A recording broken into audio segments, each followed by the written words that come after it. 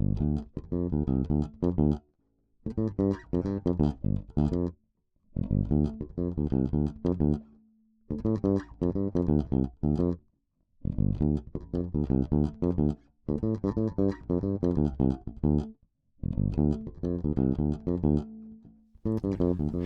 2025, Romanus. Happy 2025, Davis. How are you? I'm not too bad. How are you? Yeah, I'm doing all right. Break was nice. How about you? Oh, not too bad. Yeah. You know, break was also nice. Yeah. What'd you do? Not too much. You know, hung out with some family, some friends, went out a couple times. Just kept it casual. A lot of people were asking, like, are you traveling? Are you doing anything? And I'm like, nope. I'm staying right here in the DMV, not doing shit. Nothing wrong with that. How about you? Well, I actually did some traveling. I went to Europe, saw a lot of Spain, then went and made a little trip to London and Paris. I told you a lot about it, You but did, yes. yeah, I mean, Sure, that was a very life-changing experience. oh yeah. I mean, with other people, I'm not gonna delve into all the specifics, but I pretty much gave to you the whole shebang as best as I could. Explain to the audience in as few words as you can how good of a time I had. Challenging, otherworldly, a bit cerebral, it seemed, and just unforgettable is the way I would describe it on your behalf. You heard it from the wonderful voice of Davis Leaf that I had a great fucking time. And I would also say on my part, envious. Oh, really? Highly. Well, there's nothing stopping you from taking your trip, and I did the trip solo. So if you have any reservations about solo traveling, I could ease your worries, dude. I couldn't recommend it anymore. Well, the way that you were explaining everything, it was actually very inspiring to me. Wow. I've inspired Davis. Yeah, you actually have a tendency to do that more than once. Oh, Dave, stop doing this. We're supposed to hate each other on this podcast. Well, it's a new year, and I've decided to go into it with a little bit more optimism and positivity. Sorry. Is that an omen? No, I'm just allergic to those Bullshit. qualities. Oh no. But no, I'm really happy for you, and it sounded like it was just a terrific experience. It was certainly an emotional odyssey. A lot of it's like solo traveling can be difficult because, especially the way that I was doing it, I was flying by the seat of my pants. A lot of last minute plans were made. Traveling plans kind of fell through the ground. Like just a lot of some disappointments, and then there was a lot of just great moments. Seeing the Louvre in Paris, seeing a lot of the old churches like Notre Dame, and You did see that. I saw Notre Dame. I went to mass in Notre Dame, bro. Oh, no kidding. And I'm not religious, but Still, just if you have the opportunity to go and see something like that, I mean... yeah, I got in and I didn't have to pay. There was no pay to entry, and there was a lady handing out pamphlets like, would you like to sit for mass in Notre Dame? And I'm like, you know what? Yeah. Yes, I would. You know, how many people get to say that? Yeah, and how many opportunities people have to get that, you know? Not many. Might as well take advantage of it. When in Paris. When in Paris. When in Paris, baby. I'm really impressed by your ability to get yourself back on track after certain things were getting derailed here and there. And you're a good strategizer and really good at thinking on your feet when you have to be spontaneous. Would you like advice on, or not even advice, but just my mentality whenever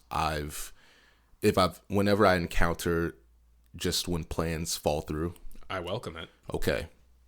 This is probably the best advice I could give to anyone. The sooner that you accept that things have gone to shit, the better. Because then that means that's the sooner you can get to a solution. Yep. You have time to plan things out. You know, you don't wait till the last minute when things are derailed. Yeah. And then you're just on the side of the tracks wondering, what do I do now? Don't dwell on the mistake.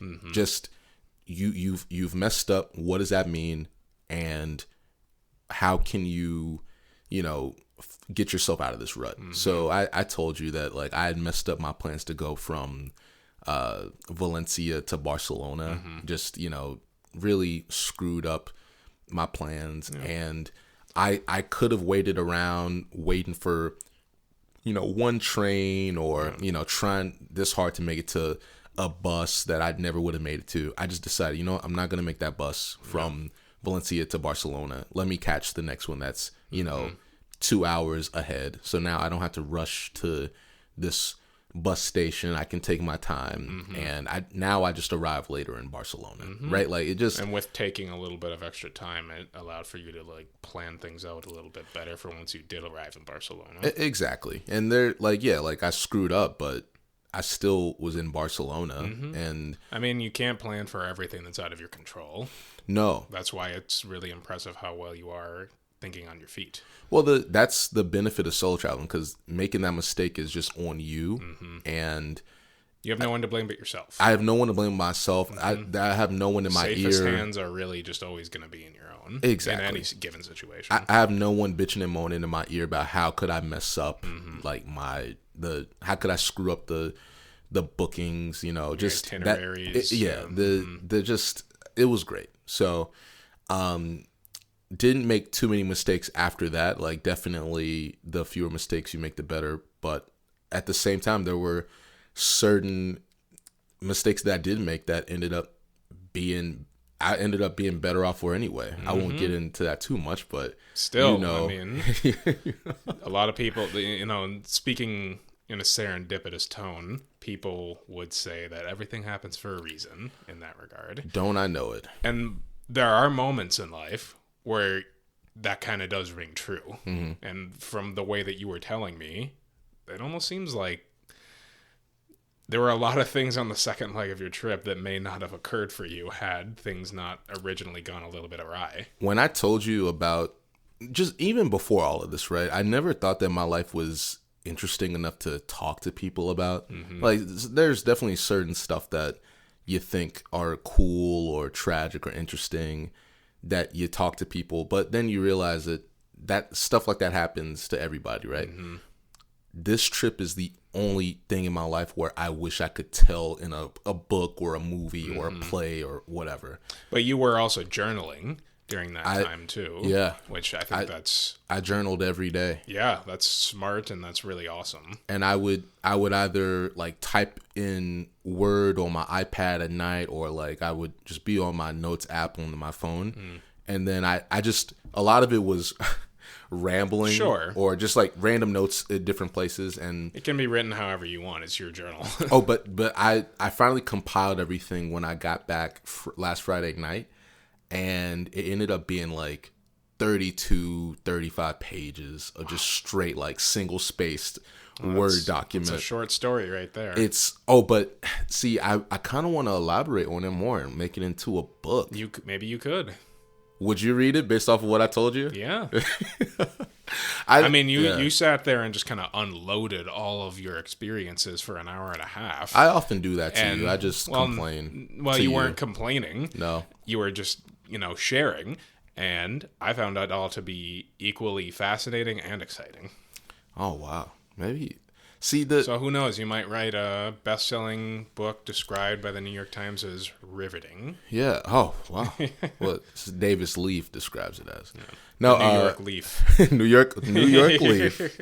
On a new leaf. On a New York on leaf. On a New York New York Leaf. Yeah. I just for the audience to know, I went to, in Spain, Valencia, Barcelona, and Madrid, and then I just tacked on London and Paris because I just thought, like, when is the next time I'm going to be in Europe? Because even in my trip, I was thinking about other places to go. And yeah, being a foreigner finally, because this is the only time I've ever been outside of the U.S., was a very important education, but it was still in the Western world. And so I would love to see my experience in, the Middle East, certain parts of South America, in Africa, Japan, even like Japan's very westernized, but I do want to go to Japan. But as far as Asia, Vietnam, Mongolia, right, like Nepal. Just stuff that is just throwing me through the ringer, because I did like the challenge that solo traveling presented. I can imagine. Yeah, travel to places that are full of rich history. Yes. the older I'm getting and the more people I talk to, the more I'm starting to recognize how much people don't actually value history as much as they used to anymore. And just, I think you don't have to be interested in history to value the importance of it, I think. And traveling is a really good component of learning all of this history. Oh, yeah. And I do admire places like Europe that really preserve their long history really well. And so there's a lot of places, especially in Spain, where like there's old houses that were built by, you know, incredibly wealthy families that the government has decided to repurpose those houses and mansions and castles into museums or other, you know, public attractions that to learn about the history of the the architecture in the city, or you know what's the history of this church. You know, it was great. There's a lot of history in DC too. Like as much as I was appreciating Europe and the countries that I visited, when I was traveling, I also missed things about the U.S. And it made me appreciate home a little more too. You know what? I say it, the people. Really? Yeah, because I kind of miss the fake hospitality that Americans have. I could have used some, because Europeans are not that. They're a little more curt. And I mean, look, like there's ways to appreciate that too. But I don't envy. It like being a foreigner was challenging. I kind of miss the familiarity of being back home, you know. So when I first got to Spain, I was like, I could move here. I love it here. And then I spent a few more days and like, oh no, like there's a reason that like, I have to stay home. Yeah, you know. So now I'm thinking, no, I want to live in London for like a year. I want to live in Paris for like a year. But no, yeah, solo traveling. Take a friend if you want. Just make sure that your philosophies on traveling are the same. You guys are on the same playing field a little bit. Yeah. If you like history, take a history person with you. If you're a foodie, go with another foodie, you know, because like I enjoyed the cuisine of Spain and Paris for sure, but I didn't want to spend my whole time like eating food, you know. Like I like that I went to the Louvre. Yeah. I like that I saw Notre Dame. I like that But even eating the food is absorbing the culture of wherever you're at. Absolutely. Too. So, I mean, it's not for nothing. It's not for nothing, but it's just not something that would have completely satiated me. Of course. But there are definitely foodie travelers, and power to you. If you want to go to Barcelona just to shop, just go. Sure. You know, who gives a fuck that, you know, there's all this wealthy, just this incredible history around you. Yeah. You know, who cares that the Picasso Museum is right down the street from the Louis Vuitton store? Yeah. You know, whatever. I don't care. Like, I never got I don't want to bash on anyone's philosophy of shopping or the philosophy on traveling, but with internet shopping, I just feel like No. With internet shopping? With internet shopping, can't I just buy this stuff on the internet? Why did I have to travel across an ocean to buy this thing? Unless it is very specific. That's what I would assume it is that certain locations maybe offer certain articles of clothing or whatever you're into when it comes to shopping. Yeah, and I don't know. I'm not a heavy fashionista. Yeah. Like, right? So it just doesn't appeal to me. But yeah, if you're into that, take another fashionista. Who cares? Or whoever. Yeah. Or a bum that'll follow you around. Yeah. I'm sure you could find one. Yeah. They're hanging out everywhere. Yeah. Just bums that'll follow you around. I guess so. Yeah. Well, that's terrific, Romanus. That sounds like it was truly unique for you. I didn't say much, but just because we talked about this, like who really cares? I don't know. I mean, no one does. If we get any feedback, then we'll know that it's not because you were sharing your information about your trip. It's just because nobody gives us any feedback. Yeah, who cares? Well, here we are, though, in 2025. You've started things off very strong. I'm proud of you for, going a little bit outside of your comfort zone and coming back feeling enriched. Oh, thank you. And sharing that experience with me. And in the spirit of 2025, we're going to keep things positive, and we're going to talk about our favorite movies of last year. Why do we have to be positive all the time? We can't talk about our least favorite movies of last year? Okay, what was your least favorite movie of last year, then? I mean, it's got to be one of the Shyamalans. I don't think I would say that even. Really? For myself, no. I mean, then for I don't you, think about them. I'll be real. I think about Trap quite a bit. Because we laughed at it, or because it was so funny. Yeah. Like, for as frustrating of a movie that was, I was entertained, I think, for the most of it. Oh, for the same reasons that you would probably say Twisters, I would say Gladiator 2 is my least favorite movie of 2024. I really didn't like that movie. Yeah. There's probably something a little bit more low key that I watched that I'm not even thinking of. Like the Mean Girls movie. Again, that movie was just that came out in 2024. That movie was January a year ago. That movie was just so bad it was funny. Okay, I would watch that again under the right circumstances. You mean Intoxicated? Yes, okay, exactly. Yeah, and I was the first time I watched it. Wait. But you didn't enjoy it. I didn't enjoy it, but I kind of knew that going into the movie, right. And I just kind of watched it on a whim, and I know that I would have hated it a lot more had I not been a bit intoxicated. Why did they need to remake a movie that came out 20 years ago? I don't know. I mean, there's a Broadway musical version of it, and that was technically an adaptation of it, but it was the exact same script and dialogue word for word. Oh my god! But whatever. I mean, I think more than anything, what I learned about last year is that it didn't. I'm gonna be real. I don't think it was the strongest year for film in general. No kidding. I think there were a lot of strong points, but I don't feel like it maintained this consistency. Like, I thought music was flawless last year. I thought there was great music dropping left and right, either weekly or bi-weekly. It was very consistent and one of the best years for new music releases that I've lived. For movies, no. Didn't really get that feeling. Again, a lot of high points scattered throughout the year, but it just felt like there were way too many dry spells. Like, I don't really remember a lot of what I saw within the first couple months of last year. And then we pretty much took 2 months off in the fall of talking about anything new. Right. And I think that speaks to we love film and we watch a lot of movies, but it really speaks to our drive to even go to the movies at that time because we just felt like there was a lack of quality. Yeah.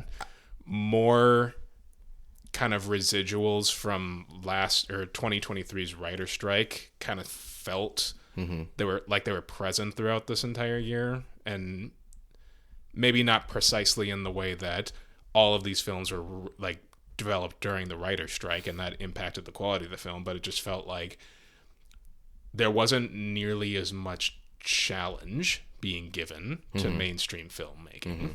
And for that reason, I think the quality of last year as a whole took a little bit of a hit for me. Especially from 2023, where we saw a lot of heavy hitters, right? I would say so. Yeah. I think this is even more so than 2020, even, where no movies were released in theaters. You think that this year was worse than 2020? In terms of the quality of the collective filmography, yeah, I do. Damn. Because I can't really hold it against that year because so many films weren't able to see the light of day throughout that year. Sure. Where this year just has less of an excuse for what the fuck are we doing right now. It kind of feels like waters are being tested here and there to kind of see, like, do people really want to go to the movies even anymore? When you see movies like Gladiator 2 and Wicked being released on the same day, both of them questionable in quality. I mean, neither of us liked Gladiator 2. I fairly enjoyed Wicked, but it wasn't... It didn't blow us away. It didn't blow me away by any means whatsoever. But both of them did very well, like, financially. And I think that really solidifies where we're going to go into this year, which is movies, despite quality, can still actually turn a profit. And I even ended this year thinking to myself, you know what? I actually did kind of like Furiosa. Because even if it wasn't what I was expecting it to be at all, it felt challenging in a way for the senses of direction and experimentation in filmmaking for mainstream films like that. Is that the beginning of the top 10 for you? Oh no, that's not even on my list. Well. But like, I'm gonna list off like a handful of honorable mentions, and I would throw Furiosa in there, to be totally honest at this point.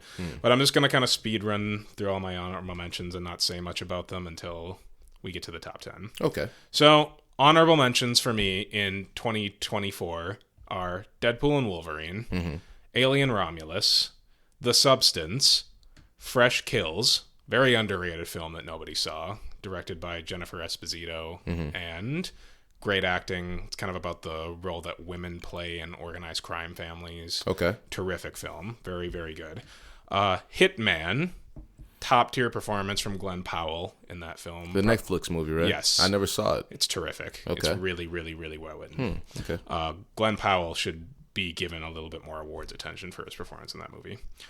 Sing Sing, that was fantastic. Very hard to watch, but wonderful watch, wonderful script. I saw The TV Glow, Heretic, Blink Twice, Kingdom of the Planet of the Apes, and Challengers. Those are all of my honorable mentions. That's a lot of honorable mentions for a year that was underwhelming in cinema. I mean, when I compared the amount of movies that I watched in theaters this year to previous years, this is very low for me. Yeah. And I really did go out of my way to go to movies that I thought that I was going to enjoy, which is why I can't really list a lot of films that I really did not like from last year, because I did all I could to avoid them. Didn't go see that new Joker movie. No. Fucking what else even? See, like I don't even know. Can't even think. Didn't see the new Beetlejuice. We can't even think of movies that we avoided because it's like the Coppola movie. Oh yeah, Megalopolis. Damn, how that movie fell off so bad. I forgot about that shit. Damn, bro, we forgot to joke about it. Yeah, it's so funny we forgot to laugh. Yeah, damn. But yeah. Do you have any honorable mentions? Stuff that you really did enjoy but didn't really make it into your list this year? Just like Civil War for sure. Great movie, but maybe just because Trump got elected, I just don't want to think about Civil War anymore. Kind of sours the impact of it. Yeah. No, by no fault of the movie, of course. But just the fault of reality. I mean, Deadpool and Wolverine for sure. I don't remember the last time I just had that much fun watching a movie. That was the most fun I'd had in a movie theater last year. Especially as an audience experience, right? Where particularly right? Yeah, where I'm looking at the person next to me that's not you. I'm looking at a stranger, and as soon as Blade walks out, we both scream, hell fucking yeah. It's just like the energy was pretty unmatched that entire experience, and I took it for what it was. Yeah. Like, not the greatest movie in the world, far from the worst, but I had a great fucking time in the movies watching that. That's all I really want in a movie is to enjoy myself in some way, even if it's not. It doesn't have to be Godfather, no, right? Like I just want to have a good time, and it delivered. That's out of the things that I would say are maybe not. Yeah, that I'm willing to mention. Definitely. I mean, you know what? Another I will say, the Planet of the Apes movie. Yeah. Not War. Kingdom of the Planet of the Apes. Man, that I was so high on that review, and I do love that movie. I just haven't had the itch to see it, and these other movies I've seen a couple of times. That's how I felt about it too. I want to watch that movie again, and I know I might enjoy it more the second time if I watch it again. But I mean, maybe the best special effects or like visual effects that I see in a movie last year. Sure. Like it was all flawless looking. But yeah, I agree with you. It's been difficult for me to go and revisit that one. Yeah. But for me at least, no fault of the movie.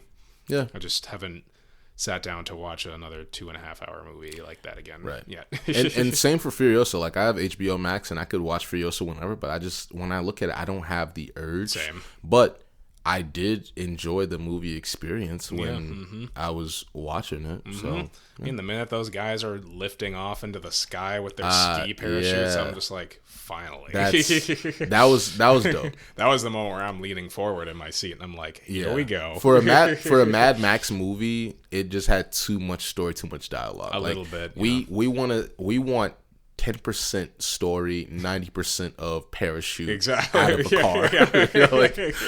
Just give me. Just like, I really thought I knew what I was here for, and I did not. And I give the movie a little credit for that, for kind of subverting my expectations. But at the same time, I was just like, I mean, yeah, good job. Pretty well made. It was not my favorite. It was too long. Like, if it was just 90 minutes of jam-packed action, then that would have been fine. But instead, it was 2 hours.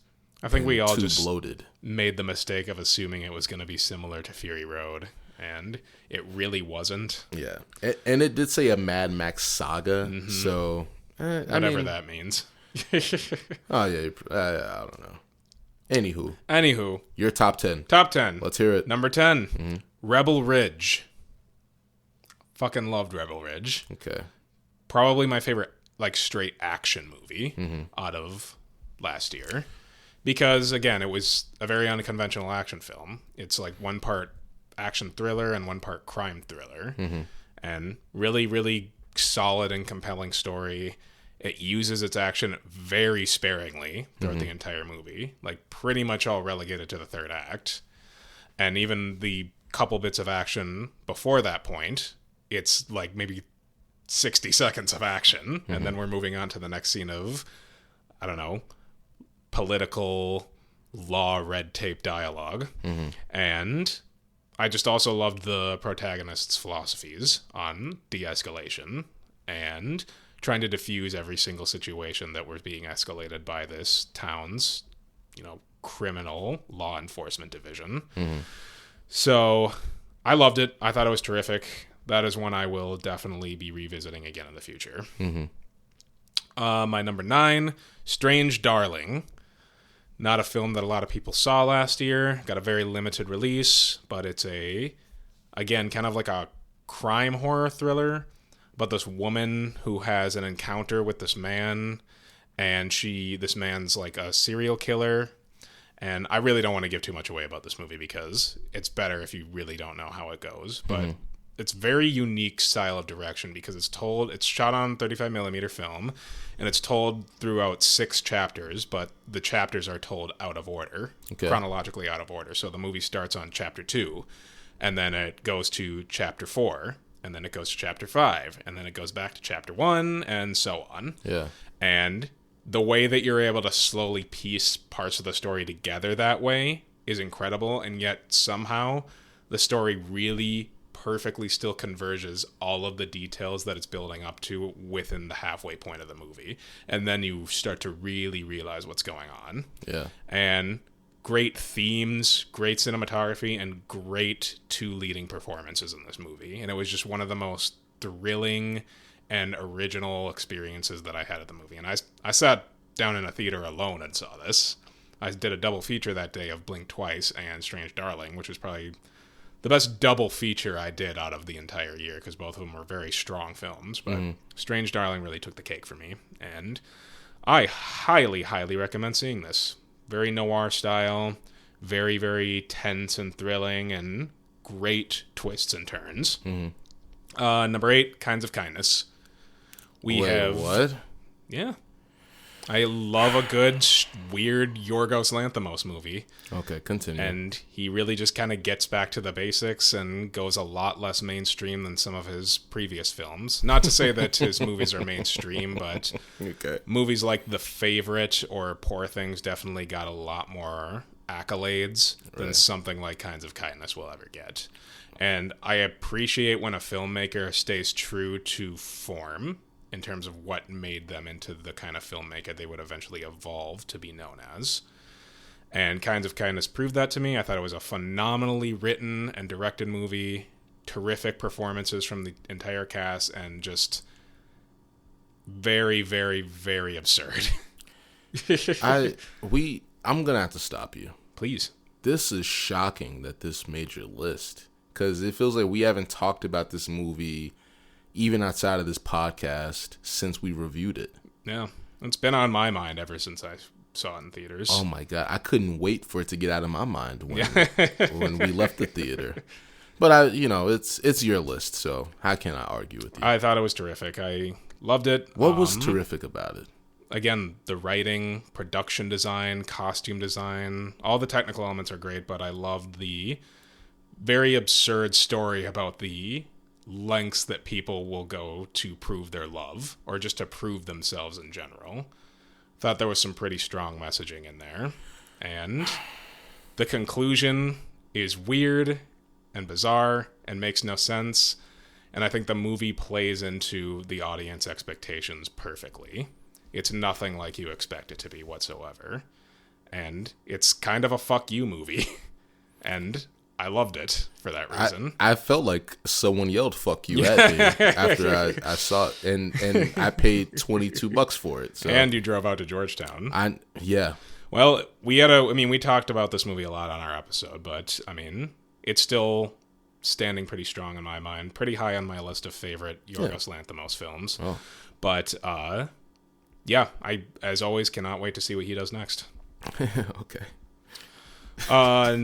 Number 7, we might actually we were going to do an episode on this one, but we might have some things to say now that I'm mentioning it. Nosferatu. Okay. Did you see it? I saw it last night. You saw it last night. Mm-hmm. All right, let's talk about it briefly. Okay. I thought it was terrific, obviously. Mm-hmm. It's on my list. It's, again, what you expect it to be. It's a Dracula story without the Dracula name, like beat for beat story. But I think that Robert Eggers, once again, his attention to detail and history and the time period is just far beyond what most filmmakers are able to accomplish. There's so much attention to detail and so much authenticity existing in this movie. And from a technical approach, I was just appreciating every single moment. There's a moment at the very beginning of the movie where Nicholas Holt's Thomas Hutton, I think is his character's name. Well, Jonathan Harker, whatever. Yeah, when his name's Thomas Hutter in the movie. But when he leaves his apartment, when he leaves Lily Rose Depp, and he's just running through the streets of Germany, and the camera is just slowly panning back, and we are seeing this massive street, and I am just in awe of this film's production design. And that comes like maybe 5-10 minutes into the movie, and I already was just like, this movie is going to be flawless looking. Like there's not going to be a single frame of this movie that's going to go unchecked. That amount of detail in this film astonished me. Beyond that point, the entire cast is exceptional in this film. Lily Rose Depp, magnificent. Bill Skarsgård, magnificent. And I am so glad none of the marketing showed us how he was going to look in this movie until you see the movie. And he looks great. He looks menacing. He looks demonic in a lot of ways. And for a movie that I didn't really find all that scary in terms of like the horror elements, it's a dreadful and frightening feeling movie.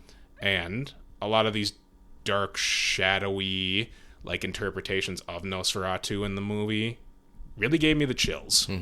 And I think the movie accomplishes what it is and what it needs to do from start to finish. I loved every second of it. What do you think?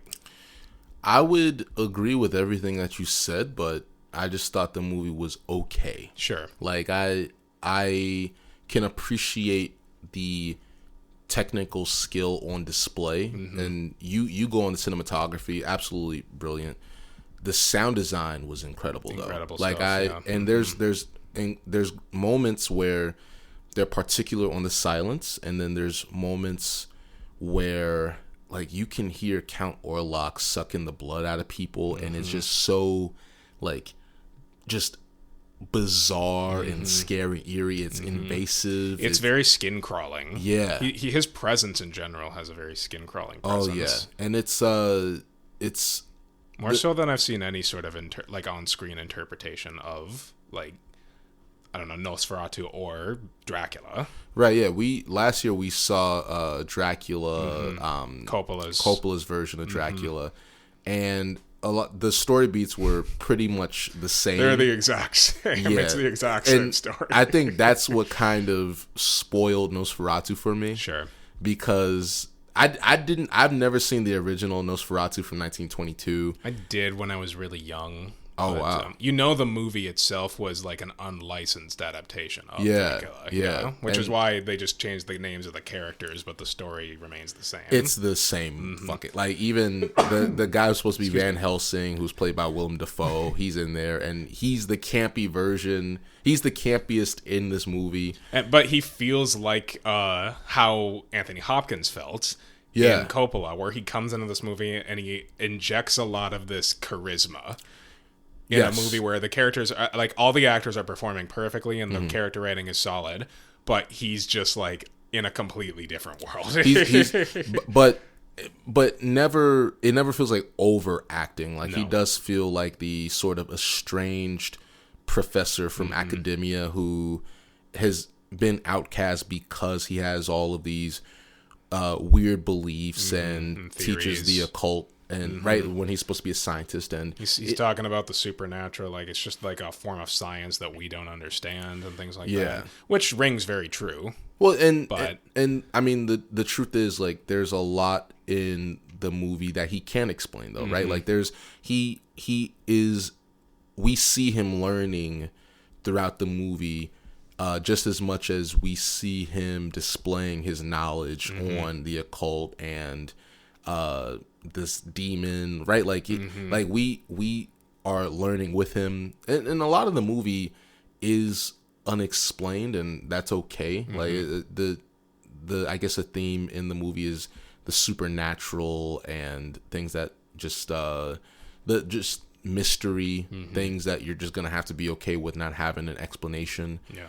Faith in some ways, sexuality, like, there's nothing bad that I can say about the movie other than they're supposed to be in Germany, but they all talk in English accents. Yeah, that was a thing. That was the first thought that I had walking out of the movie. I was like, I was really paying attention to the setting so much in this movie, and I kept thinking to myself, why are they all talking in English accents? Well, wouldn't they be speaking in German accents? Well, Robert Eggers, he really has a great attention to detail.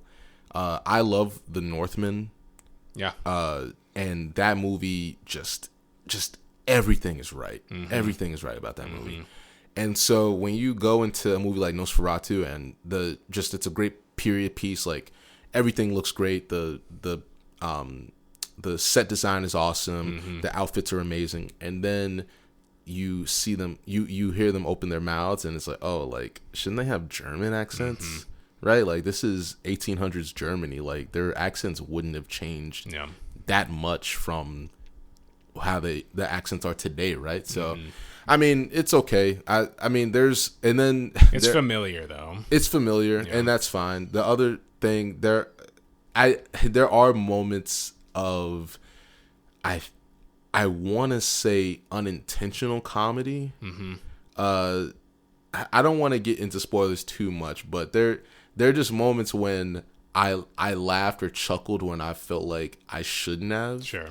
And I wish that I could ask somebody, like, was that intentional? Like, what? Like, when Sir Anthony Hopkins comes on the screen for Dracula, I do feel like, oh, it's very intentional style, like, comedy there. He's providing, like, he's the levity of the movie. Yeah, and I never felt like this movie wanted to provide levity. There are moments where, like you said, this movie wasn't scary.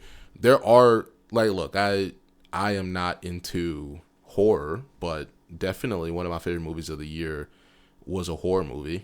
And this movie I did enjoy. And there's one movie where someone's, like, coming out of a casket where I just, like, jumped out of my chair because it did startle me. Sure. And there was I did.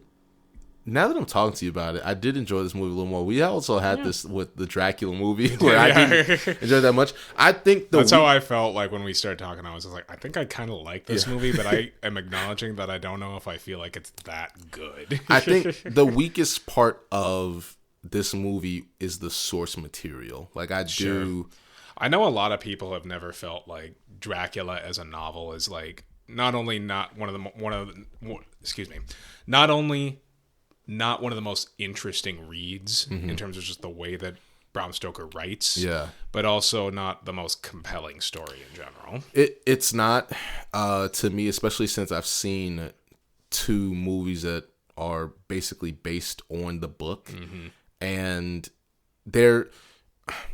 it's a very legendary story, and Nosferatu is a very well-known movie in cinema and in cinema education. Like when you are a film student, you're gonna watch Nosferatu from 1922, right? And so I think that it is a very worthy remake of a very infamous movie in film history, but it makes me look forward to Robert Eggers' next, and I admire he's that. He's been consistent as a filmmaker. Yeah, like this movie is very well done. You talk about Lily Rose Depp, who she comes off so great in this movie, man. Really good. There's her convulsions during I mean, I don't know how she did it, but like her contortionism throughout this movie is something else. It reminded that me, is real physical acting right there. Oh yeah, it reminded me a lot of The Exorcist. I thought about that a little bit watching this. I feel like there was almost a line in this movie that was very reminiscent of The Exorcist. Possibly. I don't remember precisely. There's even like at the beginning of the movie, she's like almost having orgasms when she first meets Count Orlok. There's a lot of like motifs that are being used in this film, which it's funny because it feels like it's less, like quite a bit less than the Coppola version in terms of the dynamic between sexuality and the possession of the Count. Yeah, but it's there. It's very present. Well, it's the first scene. It's the opening scene. That's why I don't. I know exactly. Terribly mind. I know exactly. Like she's like it's quiet. Like she's like enjoying the company of this demon, and then the camera flashes to Count Orlok, and it's just shocking. And just that contrast between like the sexuality of this woman and the demon that is comforting her in her moment of loneliness when she has prayed for some answer to her loneliness, and the response is this demon who brings a plague. Like very very well done. I just it just didn't blow me away as a narrative. I'm looking forward to Robert Eggers' next movie where it's original Robert Eggers movie. I know exactly what you mean. I think his style more than anything is what fit this movie. That's a very familiar story to what we know. And this movie's number 7 on my list. Before I went into this, I wanted this to be at least top 3 for me. And so, I mean, I'm not disappointed by how the movie turned out, but it definitely was not as high on my list as I would have expected it to be. But I'll see myself revisiting this. I think this will be definitely a good hot, like late fall kind of movie to watch. It's very cold feeling. I mean, it's just that environment in general. Another performance that because I feel like it's just gonna go under the radar, but Aaron Taylor Johnson as Frederick Harding. I've seen a lot of people say that his acting was terrible in this movie. Really? And I do not agree with that at all. I thought he was amazing. I thought he was spectacular in this movie. People, oh my God, I hate people. I hate people too. I don't understand. Well, there's a whole new, generation of people that are introducing themselves to cinema and film, and they're going to have different takes and opinions of what constitutes good and bad. And that's fine, but people have really been just like washing him everywhere, and I just do not feel the same. I thought he was great. What could they have wanted for his character? You saw him as this very proud, well-to-do man, reduced to tears by the end of this movie, like to and go you from believe his sorrow. Exactly. What more do you want from an actor? I don't know. I want to know. I thought this was one of his finest hours as an actor, especially after Craven. Exactly. A mere couple weeks after Craven came out, which neither of us saw that, and no, I don't plan to. But I didn't see any of those Sony. I'm long done with that shit. Yeah. But I'm watching him in this movie, and I'm like, man, He's really one of our finest actors right now, isn't he? You know what? When I walked away from this movie, there are times when I watch movies and I was like, man, I feel like we don't have great actors anymore. Like as I'm getting older, I'm like, fuck, like we don't. I think the concept of movie stars is pretty dead at this point. It feels dead. You have somebody like a Tom Cruise or a Denzel Washington or a Will George Smith, Clooney. George Clooney. Well, I mean, even George Clooney and Brad Pitt had a rough year this past year. With Wolves, yeah, or the Wolves. Nobody saw. Which like wolves? Is that even a word? Is it? Wolves or wolves is a word. Yes. Wolves. Yeah, that was the name of the movie. So, and I'm like, is that even a word? No, but what the fuck is this shit? Maybe if we saw the movie, it would make sense. Sure, whatever. I won't. There's a scene where a guy gets hit by a car and he flips in the air. Yeah, and then lands on his feet or something. He lands on his feet, but in the middle of him flipping, it shows his penis in. Well, I should say that he's half naked. He's mostly naked, but he only has his tighty whities on. And when he's flipped in the air, it shows his junk just like jiggling in his underwear. And why does it have to be a close-up shot? Why do you have to see all this? That definitely I don't know. Sounds like the kind of movie I would expect renowned actor George Clooney and esteemed actor Brad Pitt to be in together. Yeah. Not at all. Damn. I don't know. But like I know what you mean, though. We don't really have movie stars anymore. No. But when I saw this movie, I thought, man, I'm looking forward to the next Lily Rose Depp performance. I'm looking forward to the next Nicholas Hoult performance. I know 28 years later, Aaron Taylor Johnson's in it. I'm excited He to see makes that. me more excited to see the movie. So, Bill Skarsgård is always killing it. Yeah. Like, he's such a transformative actor. He can do himself really well. Yeah. And then he can just do something that you don't expect as him. Skarsgård, man. I could not see him. Yeah, because even his brother was in The Northman. Yep. And that performance Hopefully we get Stellan or what's his name? Gustav in the next Robert Eggers film. See, maybe he's just gonna go through the whole family. I hope so. Do you?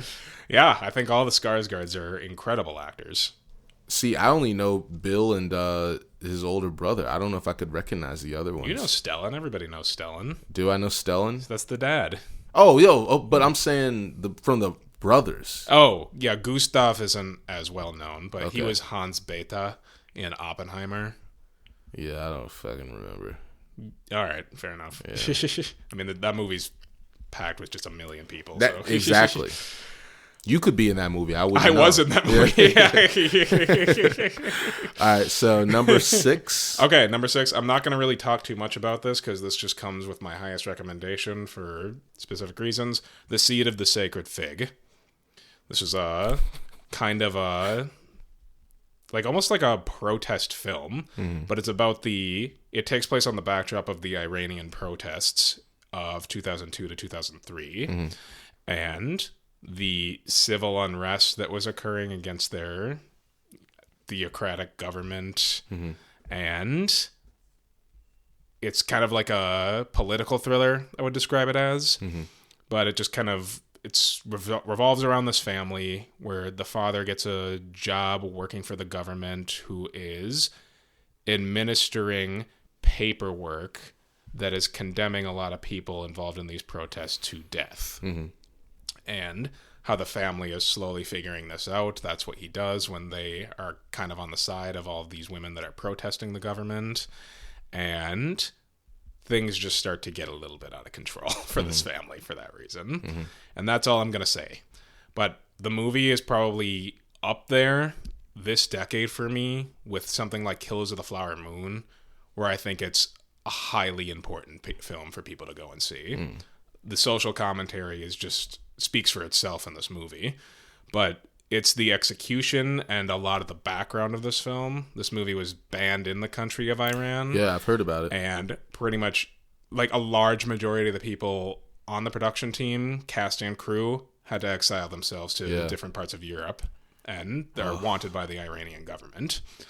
And for that reason, that was the most fascinating thing I had heard about this movie going into it. I'd seen a trailer once when I went to see Conclave, and I was immediately intrigued by what this was. So I went to see it at AFI, and I walked out of that. This is the first time I had seen a movie in years where the minute the credits started rolling, I showed up to this movie at noon. It was the first screening at the AFI that they were playing this, and I show up like 1 minute before the movie started, and the lights were dimming right as I was getting into the theater, and it was packed.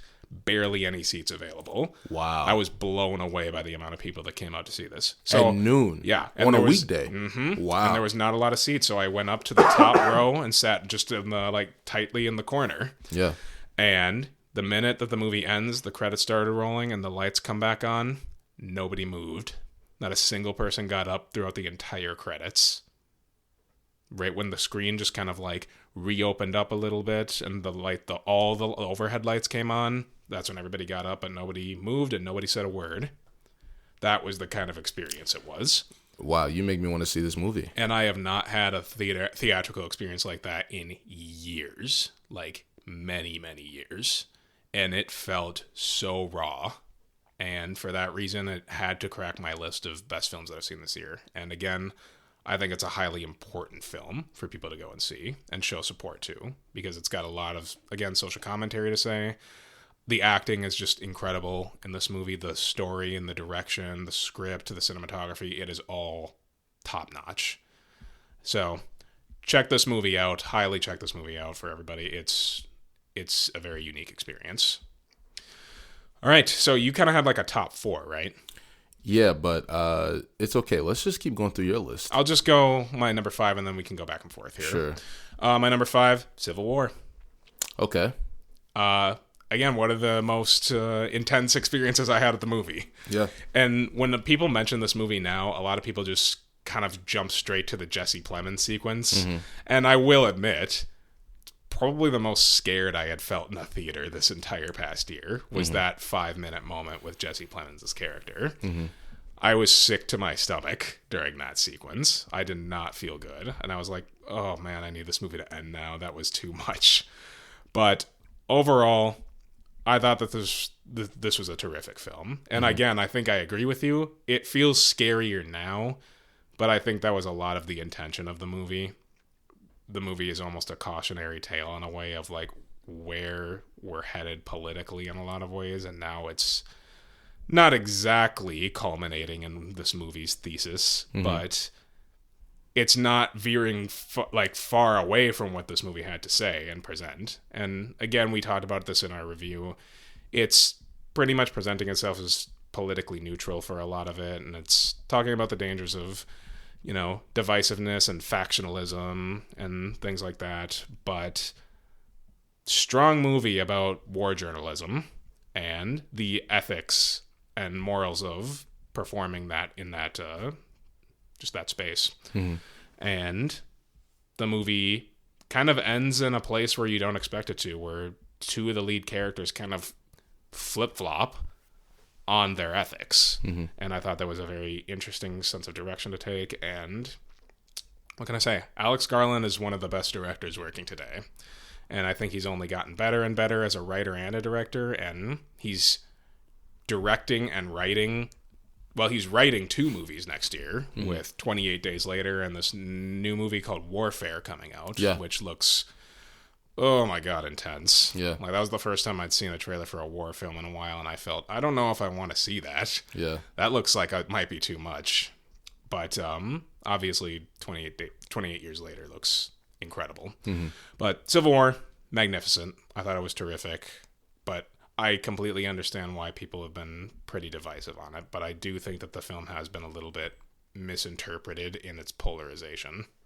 Well, I mean, you say maybe people have issues with it for the same reason that you just explained. Like, it doesn't take sides, so in a way it's going to be polarizing, right? Like, it can be as open as it is to interpretation, it's open to misinterpretation too. I agree.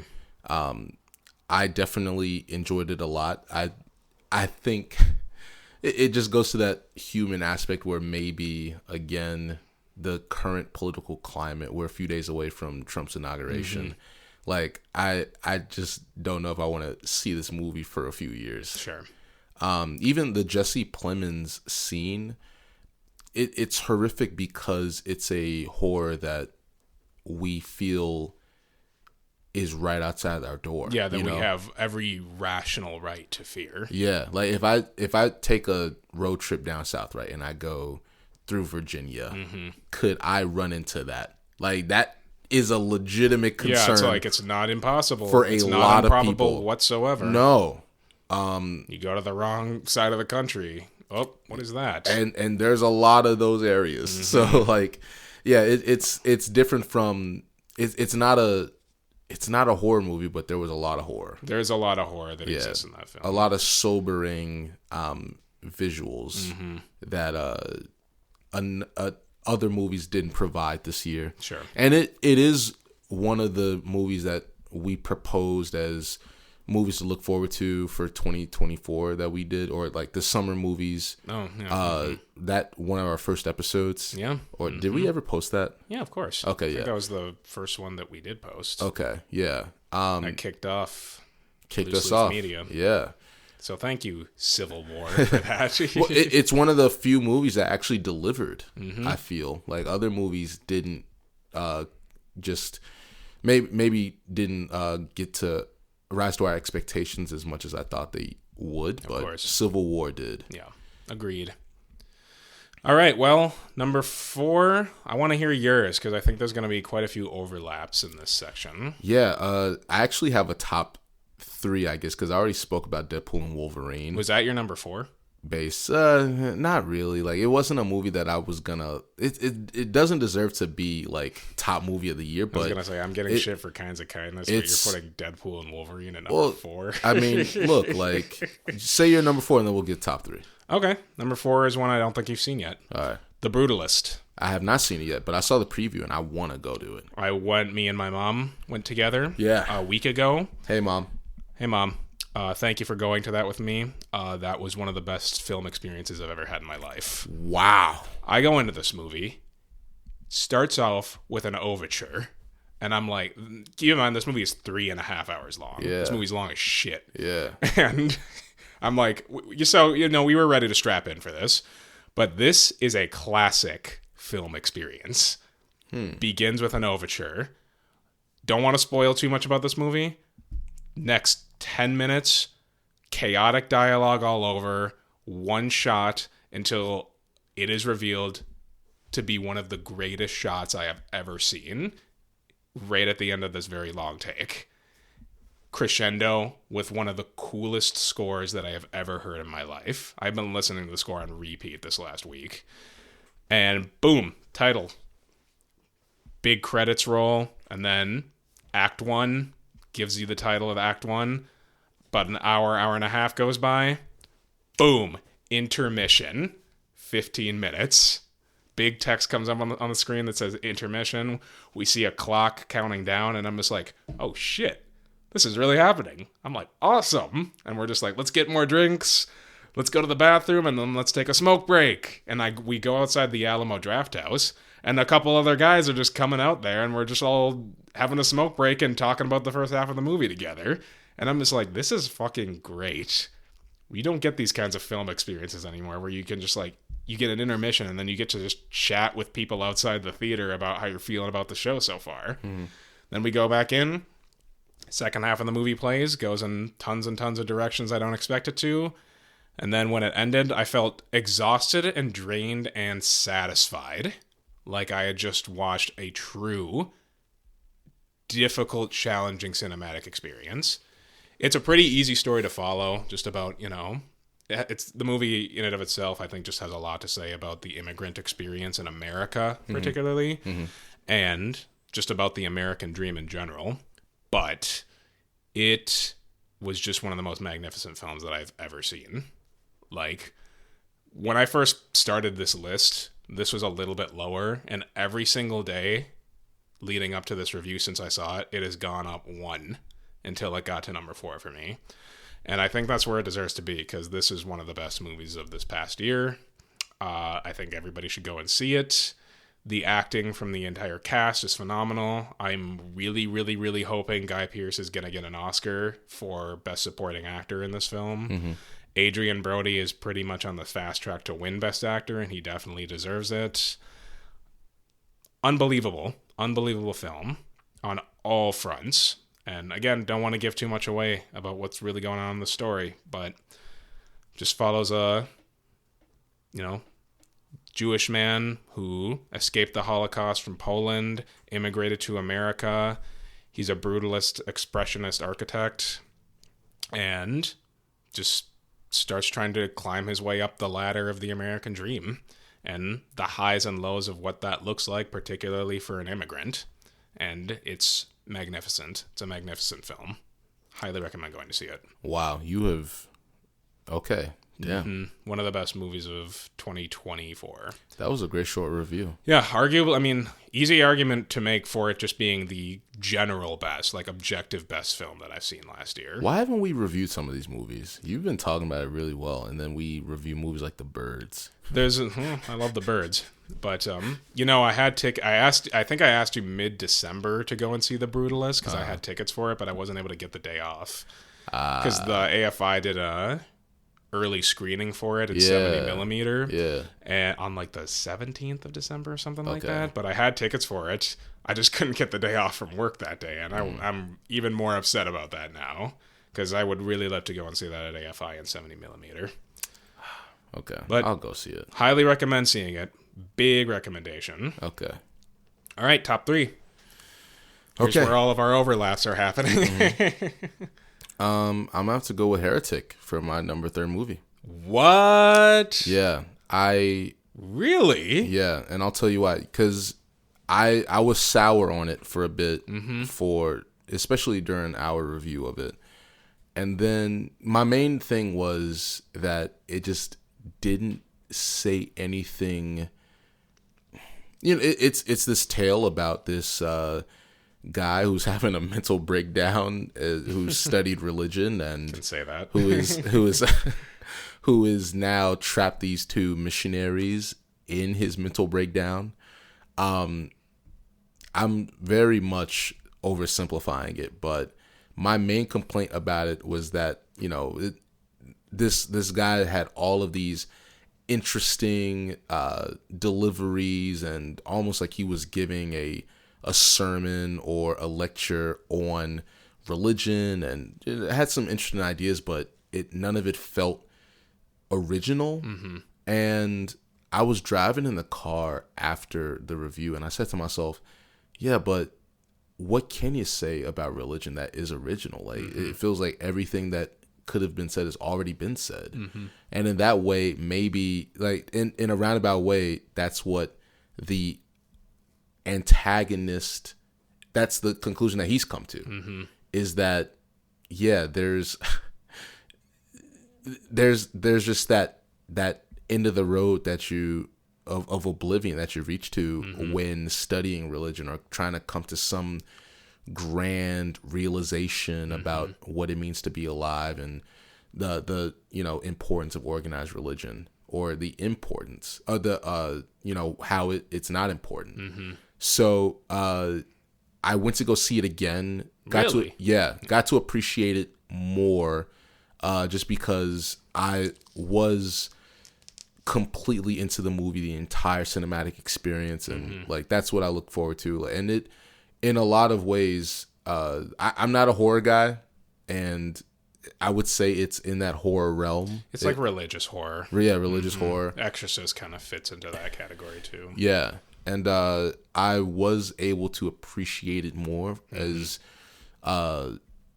in itself, and it's just, for me personally, a very unique cinematic experience, and so it'll just always stand out to me, and that's why it's number 3 for me. I'm glad that he kind of came around a little bit more on it. It was in your honorable mentions, right? It definitely was. Yeah, I mean, I thought it was. I saw it twice as well. Yeah, and even that's one movie that I saw twice versus a lot of the other movies that are on my list that I only saw once. Yeah, but Heretic, after I saw it, and I kind of start making these lists like halfway through the year when I have enough films that I feel like I can compile a top 10 list. Yeah.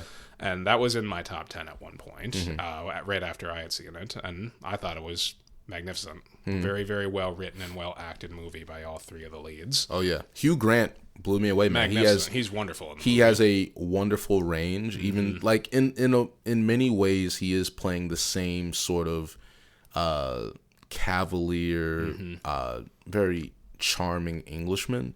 But there's a menace in the direction of his character where he really starts to lose that, stereotypical characterization of Hugh Grant as that kind of like whimsical, charming guy. Yes, and he becomes a very frightening presence. And there's a delivery of certain lines and certain facial expressions that he has when he is trapping these two young women in this house, right? And like, you really do feel like this guy is completely out of his mind. Yeah. Like throughout the movie, like he starts out as regular Hugh Grant that you've seen in romantic comedies, and then as time goes on, you see, you see the fabric coming apart very slowly. He unravels throughout this entire movie. It's a delicate performance that I did enjoy. Agreed. Yeah. Good stuff. Great choice. Did not expect that on my list. My number 3 then, Anora. Awesome. Fucking awesome movie from start to finish.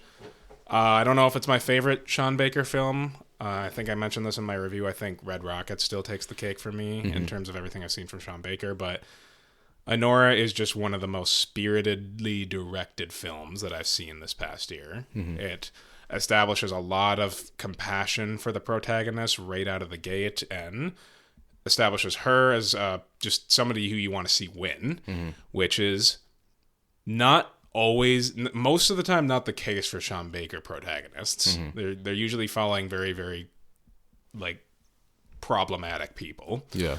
Anora really breaks that mold in a lot of ways as just, your typical day-to-day sex worker, and you're just kind of following her along for the first like act of this movie as she's just working her job. Nothing really to it. She's just an average day at work. And then she gets an opportunity to acquire all of these riches and this very quid pro quo relationship that she has with Mark. I can't pronounce his last name. Russian Timothy Chalamet. Yeah. And she's, now in a Cinderella story, and then all of a sudden takes a big 180 and becomes a fucking slapstick comedy. Yeah. Screwball slapstick comedy for an hour of the movie. And it's hysterical. It's legitimately hysterical for like a straight hour of this movie. Like maybe the funniest leg of a film that I have seen out of any movie this year. For sure. And then that last act of the movie just ends in kind of a Greek tragedy that's very somber and sad in a lot of ways, but a perfect wrap up to what was a pretty chaotically told story. And Sean Baker has always been a master of controlled chaos in filmmaking, and this is no exception. Anora is another huge win from him, and one of the best movies I saw last year. Mikey Madsen, magnificent in this movie. And the supporting actors, also fantastic in this movie. So, yeah. Anora, one of the best movies of 2024. Easily. All right. Hit me with your number 2. Don't die. No, I won't. Dune Part 2. It's my number 2 as well. No kidding. Okay. Yeah. We never talked. I mean, we've mentioned Dune a few times. Have we even mentioned it? What's crazy is I can't remember, but we certainly have at some point. I don't know. We've just mentioned it. We haven't really talked about it, though. Well, now we're talking about it. Talk about a movie that like can take you through an entire year, though. Oh, yeah. And look, I was not really excited about Dune 1. Like, I saw it and wasn't blown away. Like, I was in that boat too. Yeah. It didn't blow me away as much. I mean, I really appreciated all the technical qualities of that film in terms of being like a sci-fi epic. But I was never really... The story never really sat with me, Well, yeah, I can't even say that I was blown away by the technical side of it. I feel like it didn't show me anything that I had never seen before, and maybe we're just Star Trek or whatever, right? Like we're spoiled now with special effects. We are. It's not, but we're also not nearly spoiled enough with good special effects. Oh, there definitely is some bullshit out there. There's a lot of bullshit out there. I'm talking to you, Black Panther. Most MCU films, really. No, for real. Like, you go back and watch any MCU film, it's like, I don't know, man. You don't want to see Red Hulk just destroy the White House? I do, though. Yeah. I really do. I think tickets went on sale for that today. Yeah, it comes out Valentine's Day. Yeah. Yeah. I'll probably go see it. Oh, yeah? Yeah. Maybe we'll review that for maybe we should. pod. You know, like Why not? Black History Month, Black Captain America. Black Captain. Oh, wow. Black They're Captain. doing it. Black Captain America. It's probably the reason it's really happening. Captain Black America. Yeah. That's what he'll be. Yeah. You know, I went back recently and watched Iron Man 3 because it's kind of a Christmas movie. That movie is really good, actually. All the Iron Man movies are good. Didn't even realize just how good that movie actually is. I've never been the biggest fan of it, but I rewatched it. I'm like, actually, this movie's kind of good. Besides Guardians of the Galaxy, the Iron Man trilogy is the most consistent Marvel. Captain America, for sure.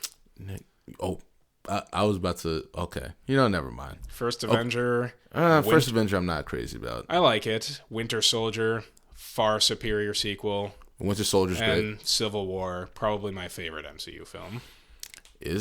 I wasn't crazy about Civil War either. No. But I mean, look, I like an accountability story. Of course you do. We haven't talked about Doom Part 2 yet. Oh, yeah. Doom Part 2, like I was just not even looking that forward to the second one, but I was like, you know what, like I already seen the first one, why not? And I actually got the first movie I didn't see in theaters, right? I'm thinking that maybe if I saw it in theaters, I would have enjoyed it more. Man, from the first scene where the four soldiers are like using their jetpacks to go levitating up the hill, right up, yeah. I was like, damn. That did it for me too. I loved it. Like just the color grading in that scene with just dude. the orange sunset backdrop with their action, black suits. Yeah. And then that wide shot of all of them just like in formation, just go levitating right up that mountain. Yeah. I'm like, are you fucking kidding me right now? Mm-hmm. It's gonna be amazing. And what I immediately during Dune Part 2, I immediately realized what was wrong with Dune 1. Dune 1 was just a lot of setup. It's set up. It's all set up. A lot of dialogue. In Dune Part 2, it's so fast paced. There's so much going on. It leaves no time to breathe in that movie. And it's a longer movie than the first one too. It almost felt like the first Star Wars on crack because it's a fast paced, movie. For that time, right? Like back in the day when people were doing special effects, they wanted to like hold the shots, right? Like if you look at 2001: A Space Odyssey, there's a lot of long shots on special effects, and Star Wars are like, no, like let's do all of these special effects and make it like, oh, this is nothing. Like let's edit the shit out of it. Let's edit the shit out of it. It's Star Wars. There's there's action packed. There's a lot going on. I heard that. And like for the time, it's fast paced. Now it's like, whatever. Yeah. But Dune Part 2, man, there's just so much going on. Riding the worms leaves no room to breathe. The visual effects are just unbelievably good in it. The character development is even better than it is in the first one. The war scenes are incredible. The like Timothy Chalamet, I was not into this guy at all. Man, when he is talking to the people as this scene in the movie. Messiah, right when he walks in, just we need someone to point us the way. I pointed the way. Man, I was just like, oh shit, I'm listening. Man, who would challenge me? Yes. The way he drops the title of the movie during that scene. Yes. Goes up to that guy and just like, back then this world had a Fremen name, Dune.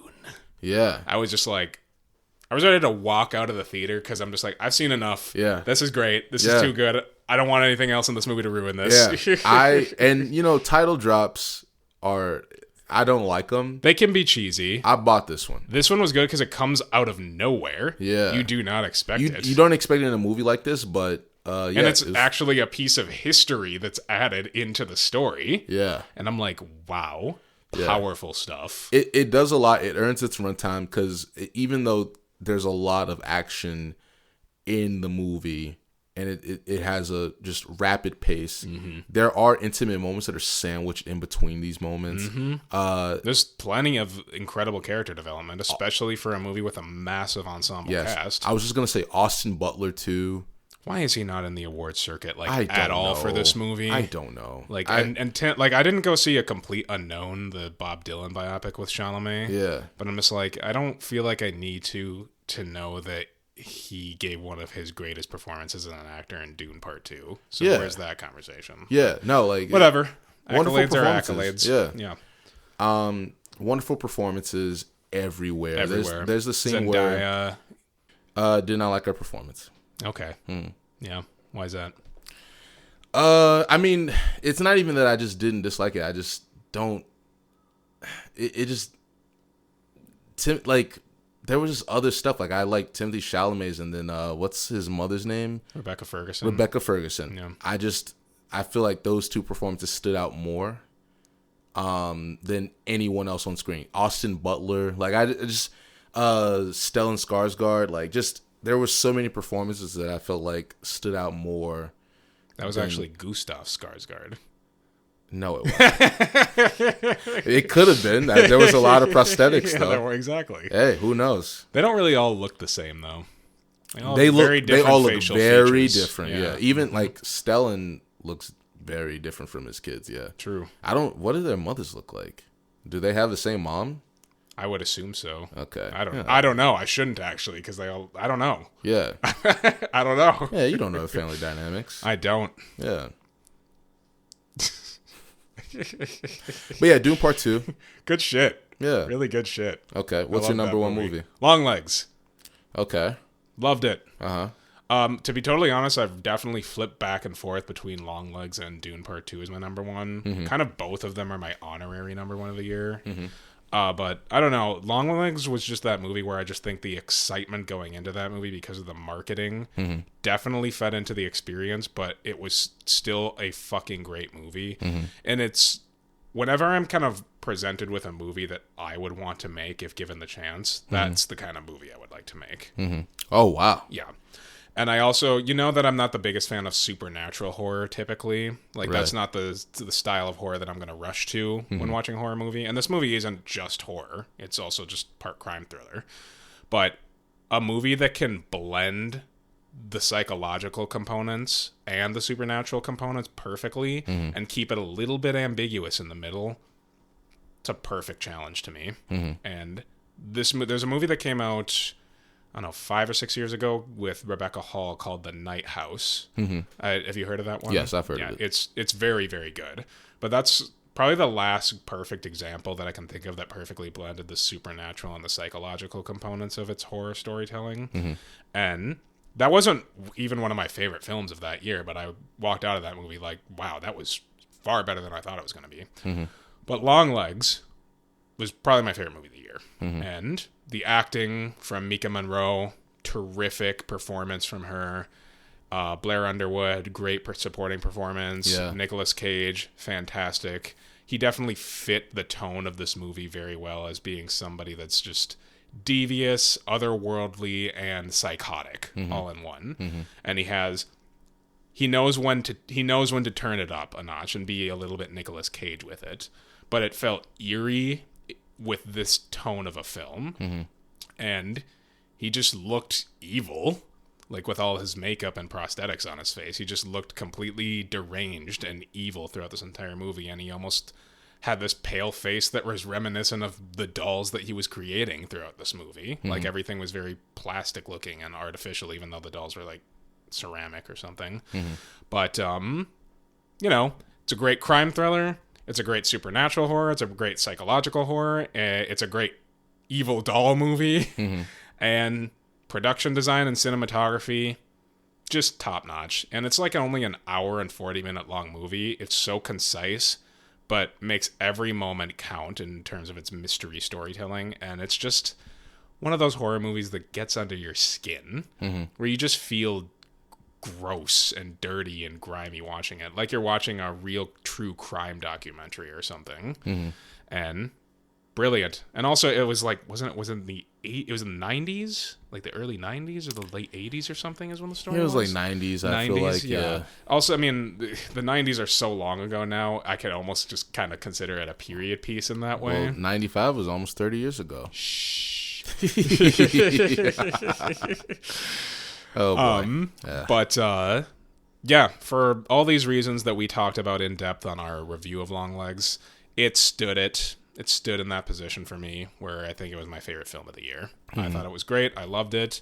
Not a film that I saw it twice in theaters, but I haven't returned to it. It hasn't been available on streaming platforms for anything but rent or purchase. So I haven't really taken the chance to watch it again yet. But I still think about that movie regularly. And great stuff. Brilliant filmmaking by Osgood Perkins. And his new movie comes out next month. I just watched watched the trailer for it today. Yeah. It looks very different. It looks a lot like more comical than the last one, but far more violent. And at the same time, the production design and the cinematography still looks just as good as it was in Longlegs. So I'm very much looking forward to The Monkey. So, yeah. Yeah, Longlegs was good. Again, probably our first horror movie that we saw in 2024 for the podcast. Yeah, if you don't count The Watchers. Whatever the hell that was. It was an experimental comedy. It was scary because, I insisted on staying in the theater to finish it. Yeah, Longlegs was great. You talked about this movie already, but my number one was Anora. Yeah, I've told you this. I figured. I was just like, there's no way that he isn't going to add this to his list. I saw it like 3 times in theaters just because I enjoyed it so much. Very impressive. And, I mean, I've told you about this, but it did feel like a mirror to my own misogyny, like just having a lot of preconceived notions about sex workers. And, man, it just... it humanized sex workers for me. Like, you said it perfectly. Humanized? Well, yeah. Don't you feel like a lot of people objectify sex workers? Oh, I thought you just meant you didn't consider sex work human before this movie. Well, I mean... I'm kidding. I mean, well, there's movies that... I know what you mean, though. Yeah. Oh, do you? Did you... Okay, no. The movie was just amazing. It really, just amazing performances everywhere. Like you said, like at the first third is like a fairy tale, modern fairy tale in the streets of New York. The second third is just a comedy. Like absolutely slapstick. I could not stop laughing from the beginning to the end of that second third. Yeah. And then the last third of the movie, it just feels like a gut punch. It just all of the fairy tale aspect, all of the hope that you felt just taken out. It's a very sobering movie at the end. And I just really enjoyed the movie. It felt like a great emotional experience. Yeah. I couldn't agree more. Yeah. Good list. Yeah, I mean, 2024, I think is a solid year of cinema, especially after COVID. Is it gonna blow you away? Is it gonna be the best year of cinema out of this decade? I don't know, but I mean, people are still going to see movies, right? Like, there's with the advent of streaming, people are finding less excuses to go see movies in theaters, but I felt like there was enough this year where people still had interest in going to the movies. I think there's a lot of truth to that too. I think it was a challenging year for people to get themselves to go to the movies, but with box office darlings like Deadpool and Wolverine or Wicked, I think Gladiator 2, whatever, right? Fuck. What do you guys want? I don't know. I really don't know. But I guess maybe the dynamic of Gladiator 2 and Wicked proves that everybody wants a little bit of everything still. Yeah, and there's nothing wrong with that. No, not at all. No matter what, though, I think in a lot of ways it was kind of a prototype year for what we're about to get this year. And I really do believe that this is going to be a stronger year for film. If not in quality, then in conversation. I think more people are going to go to the movies this year. We have some pretty big hitters coming out this year. Obviously, we've talked about a lot of them on our most anticipated list of this year. But I'm very excited to see what 2025 has in store for us in cinema. And I'm excited to talk about more of it. I think there's going to be a lot of great stuff that's going to come out. Yeah. Yeah. Well, that concludes 2024 for the Loose Leaf Media Podcast officially. That's our first full season, and we look forward to hearing and seeing and going to the movies a lot more. 2025 is going to be big. Lots of stuff for us to talk about. Can't wait to get involved in that conversation. And this has been the Loose Leaf Media Podcast. My name is Davis Leaf. I did this with my co-host, Romanus. And we will see you guys throughout 2025. Bye, guys. Take care.